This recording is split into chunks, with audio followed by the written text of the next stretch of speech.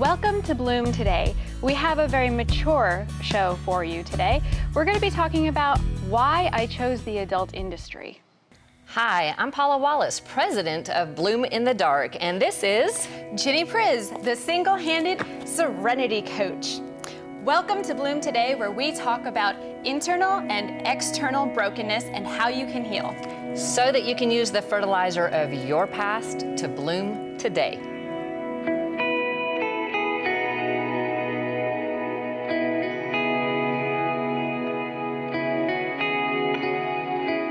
Hey everyone, today we're talking about why I chose the adult industry.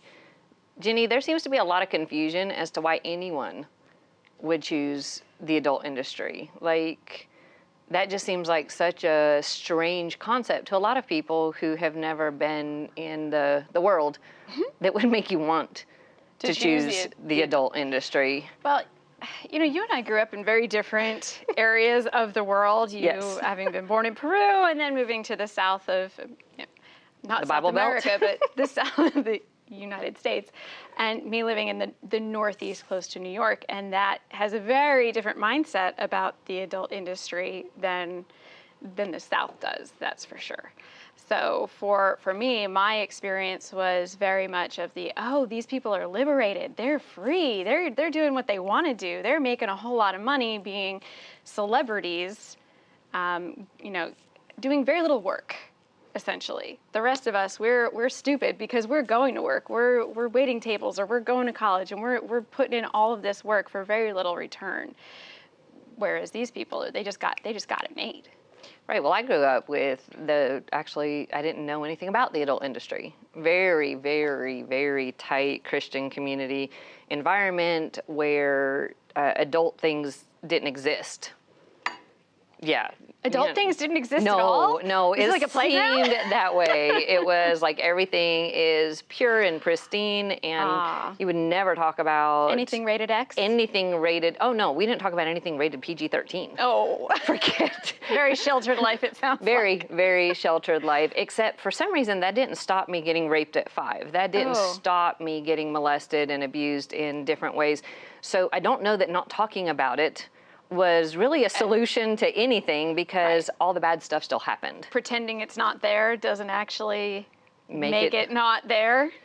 Yeah, it just took looking things up in the dictionary to find terms for the things that had happened to me, because I didn't have any way to relate to it, because nobody used the words like rape. I wouldn't have known what that was. So it's... Well, I mean, that's also not something that's necessarily discussed openly. Except on our show. Except on our show. Yes, but in everyday life, I mean, there's, going to work every day, spending time with your kids, there's not a lot of focus on that, especially in the Christian worldview. It's very much everything is focused on the family. We even have a ministry called Focus on the Family. It's all very family oriented, and we don't want to expose people or young children to this kind of idea. I think sometimes we think that there's, if we talk about it, then we will somehow make it more accessible to people. Or if we talk about it, somehow it's opening a door to this actually happening. But at the same time, it just leaves us so vulnerable if we're not talking about it, because then the enemy gets to speak into that, and then we feel more ashamed and more isolated if those things do happen to us, because adults are very much aware of the adult industry.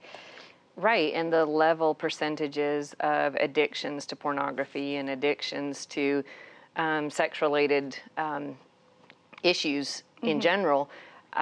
We like to pretend in the church that those just don't exist, except statistics say that they do exist, and in some cases exist.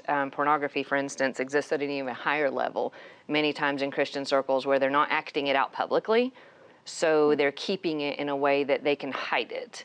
And looking at something on your phone in a hidden area is something you feel like you can hide, where... Oh, it's only affecting me. Oh, right. It's not out there. It's not out there affecting anybody else. No. So we like hidden sin within the church a lot of times because we don't want to look bad to anybody.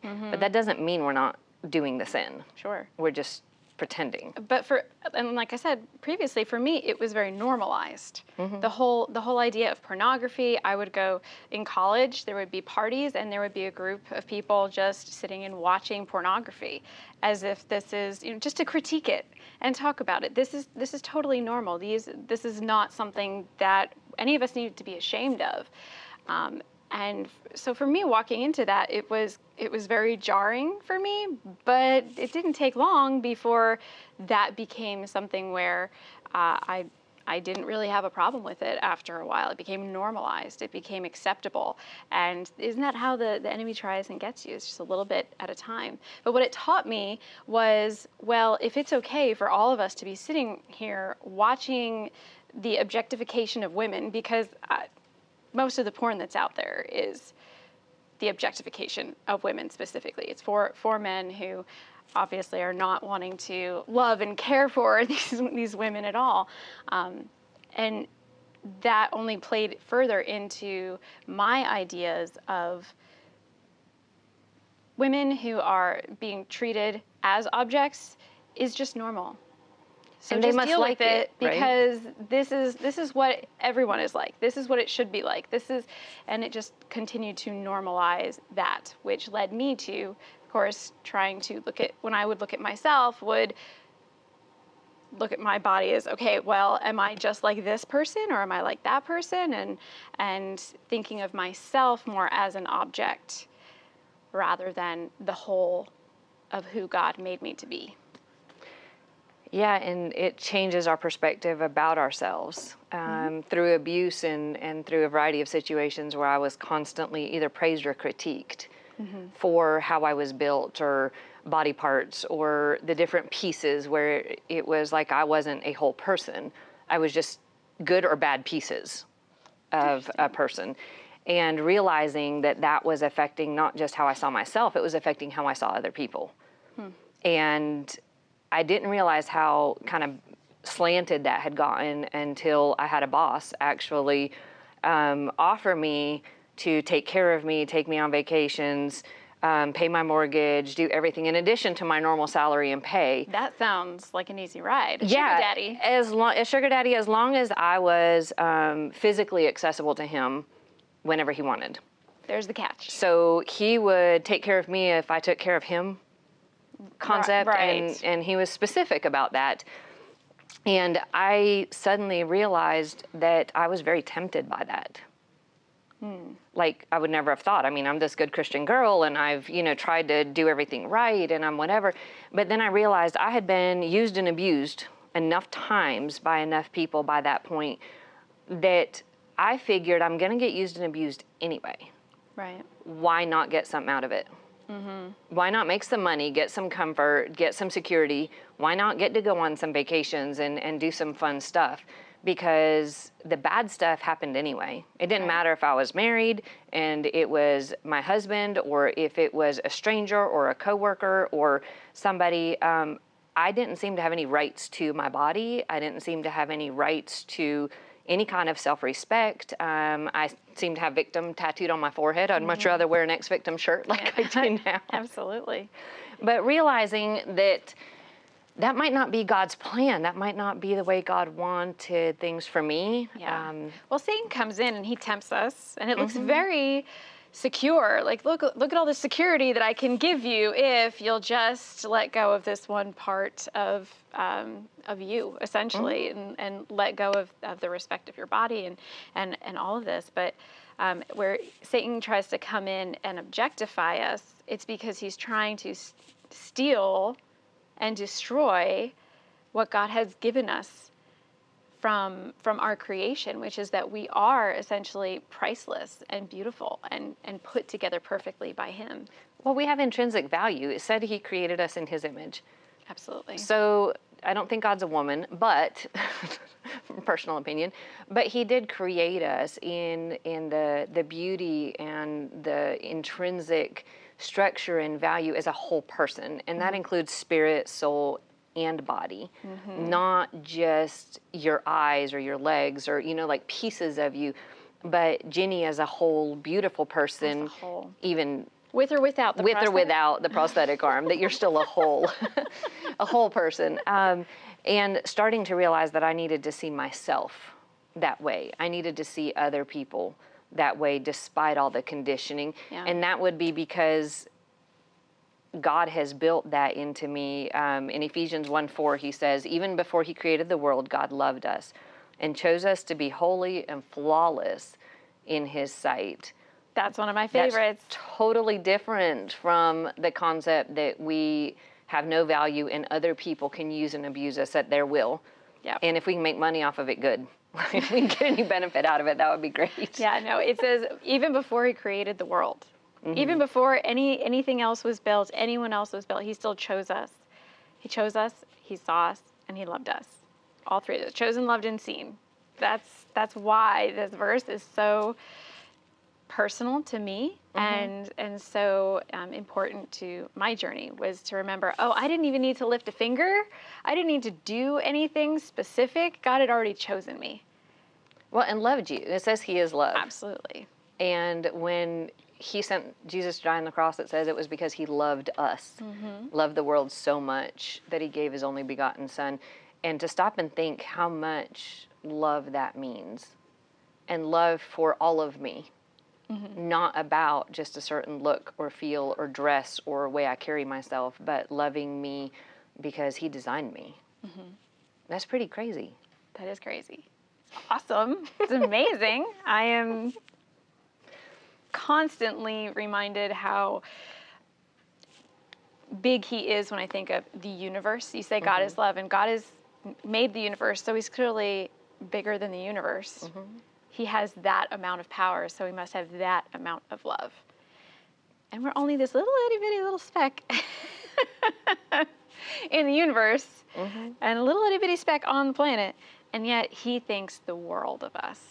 Well, it says that man looks on the outward appearance, which obviously objectifying is literally man looking on the outward appearance. Absolutely, yes. But God looks on the heart. So it doesn't really matter how my outward appearance looks. The beauty he sees in me that he has given to me is who I am in him. And then he takes the outside, and it says he clothes us with his righteousness, which clothes us, like covers us with his righteousness. So it's not about my past. It's not about what I've been through. It's not about how other people have seen or used or messed with me. It's about him and his love wrapped around me, which that's an amazing feeling. Yeah. And we can't be a mistake. We can't be forgotten if he loved us even before the world was created.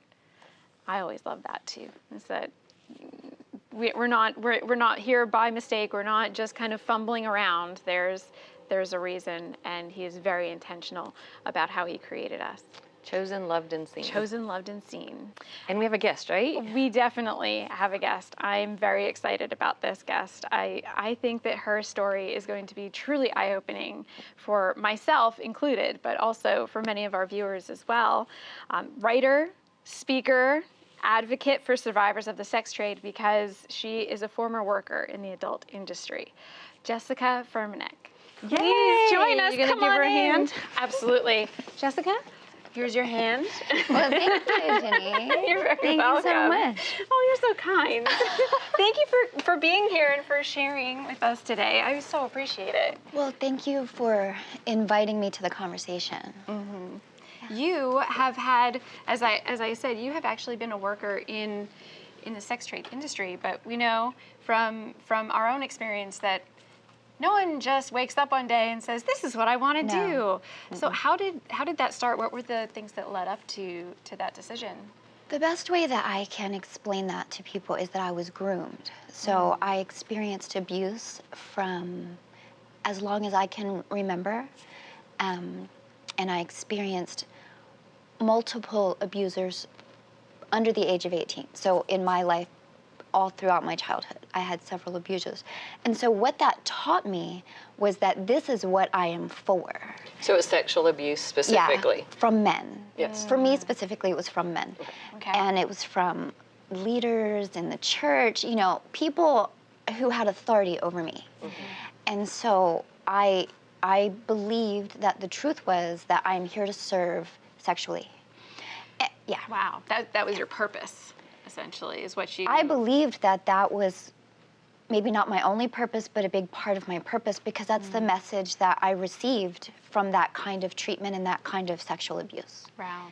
So yeah, and then when I became 18, I was from a very young age always working in the entertainment industry. I was a trained dancer, I was singing, I was performing, and so when I turned 18, a girlfriend of mine who went to my high school got a job as a stripper at a local club, and so that totally lined up with my purpose. Right. Okay. Right. So I said, two things that were your purpose Yeah. now are now coming together. yeah, it's all coming together, right? And pays a lot of cash. And so I said, oh, can you get me a job there? And of course she did. And so for 12 years, on and off, I worked as a stripper. We would never use that word. Very rarely did I hear that word when I worked in the industry. It was Right. always dancer. So Right. how do we deceive ourselves? So I worked as a stripper, I worked as a webcam model, and I worked on occasion as what they call a soft-core porn actress. So that's just a variation of pornography. I won't go into all the details of that. But so it all made sense to me. Pardon me, just working on my voice today. So it all made sense to me by the time I was 18. And God did build me to perform. That was a gift and a talent God given. What was happening from a very young age was that it was all being perversed Right. to feed this beast. Right. Yes, the enemy comes in. He wants to warp that. Yes, please. I know, bear with me. That's for you. Yeah. Thank you. Yeah, the enemy comes in and wants to warp all of the things that God has given us. So it's not that this talent of dance and performing is a bad thing necessarily, but the enemy just wants to take it and tweak it a little bit so that it's just enough off track. That's exactly what happened. That's a perfect description of what happened in my life, what you're Right. saying. So God created you beautiful to glorify Him. Yeah. And Satan wanted to take that beauty and make it something where people could objectify you and make it about the fact that you were beautiful instead about who you were as a person.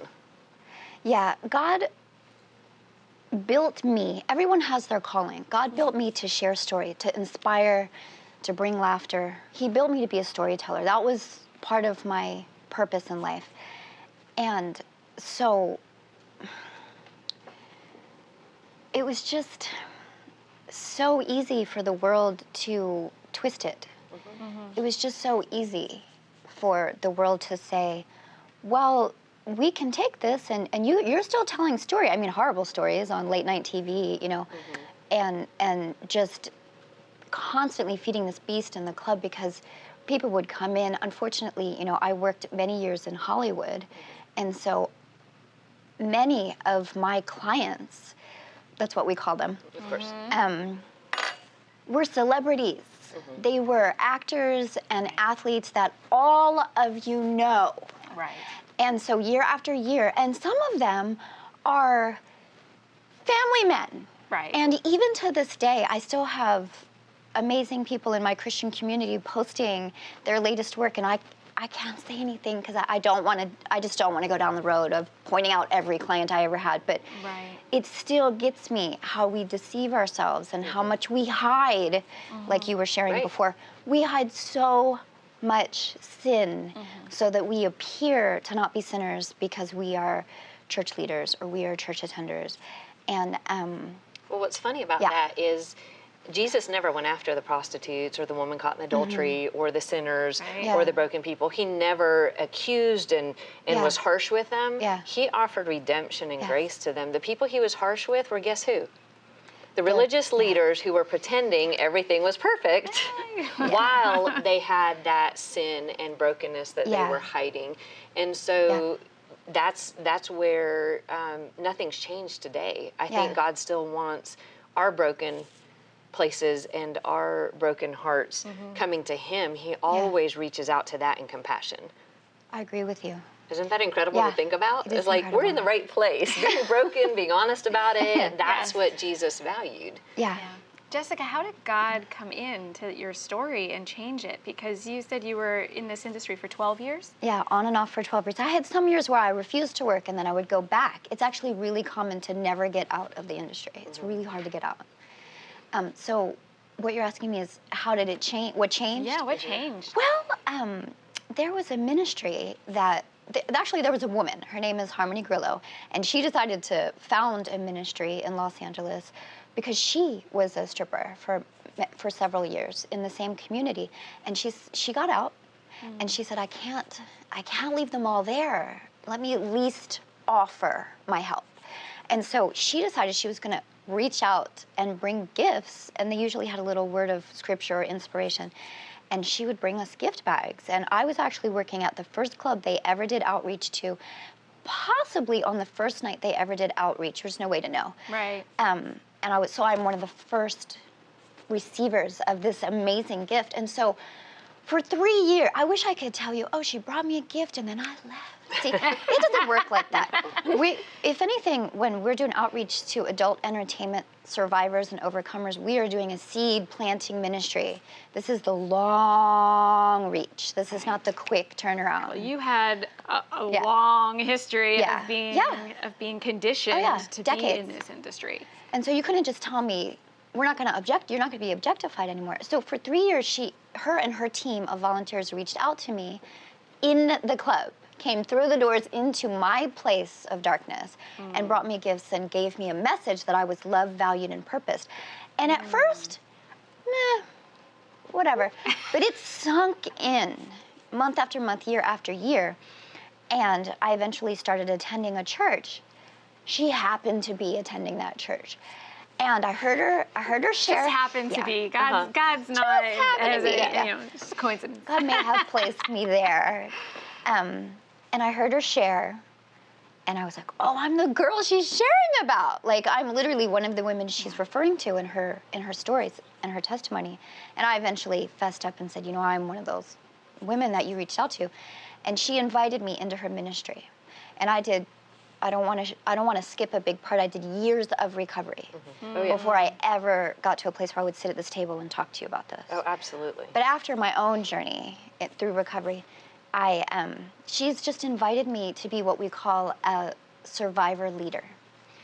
And so this ministry, just the simple outreach, one tiny thing of lip gloss and a scripture, was the turning around factor for everything that happens in my life now. And that was 11 years ago.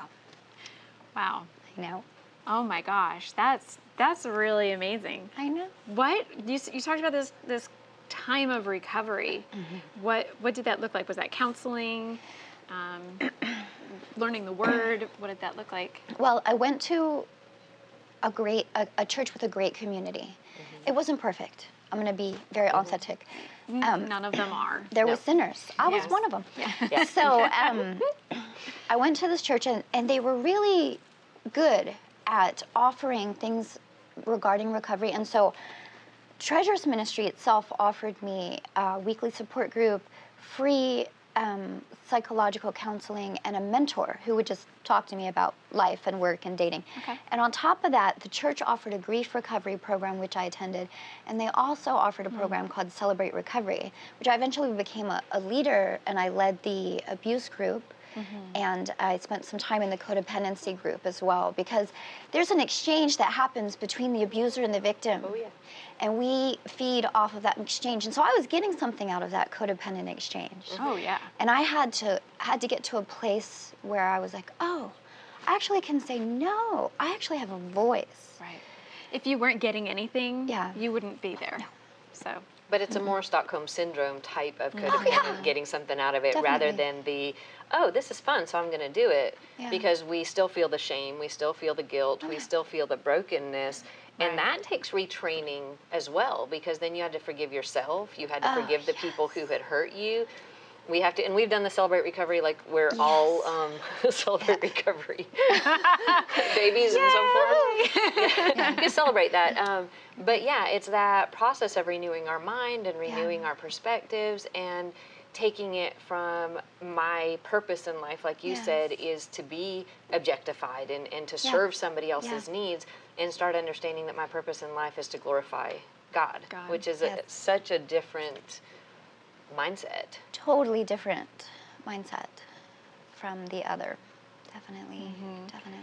When you were I'm interested in understanding this because, like I had mentioned previously, that in the Northeast, you know, in my group of folks, we had the understanding or the illusion that this was freedom for these women. And I feel like that is somewhat fed to them as well, the illusion of that. Is that what you experienced as well? I had a similar cultural background as you. I grew up in Baltimore and then moved to Los Angeles. And so the attitude was everybody watches porn freely. Right. I watched because my high school boyfriend invited me to watch, not because it was something I really thought of on my own, but I watched dozens, maybe hundreds of pornographic films prior to graduating from high school. Like, it was so culturally Normalized, normal. Yeah, acceptable. And then so when I worked in the business and I worked as a dancer, I believed that I was powerful. So I was no longer freely abused for no profit. Now you were voluntarily being abused. I was voluntarily abused. And I made a living. I had better food than my classmates, my peers. Because I could afford to buy all organic food and supplement. You know what I mean? Like, I was I took good care of myself. And I really believed. I remember I would get angry if someone implied that my job wasn't empowering. And I would get in their face. And I would say, look, I'm in control of the situation, you know. I have power in my sexuality. And then one day came, and I won't go into every detail of it, but one day came where God just, it was like scales. And I stood on the stage, and I saw everything. And I was like, oh my word, this is what's really happening right now. And it's happening to me, at me. I'm experiencing a bad thing. And I never went to the club again. I was done. Because God opened your eyes and started you on that journey that would be... Because of seeds planted by others. Well, Jessika, thank you so much for sharing. We want to celebrate you as our ex-victim of the week. I love it. And we have a little take-home gift for you. So you actually get... We tell people it matches my tattoo. We just thought that you might prefer it in a necklace. And then ex-victim symbol. I love it. And chocolates and tissues, because what we talk about is emotional. And so we want to... Just a little emotional. Just a tiny bit emotional. So we wanted to celebrate that with you. Thank you. And the support and processing of that. Yes, Lots of tears and all kinds of stuff. And we talk about using... the fertilizer of our past to bloom today. A free PDF copy of the Bloom in the Dark book and a full list of Bloom Today's coaching tools can be found on bloomtodaytv.com. Then visit Bloom Today's Facebook group for deeper conversation.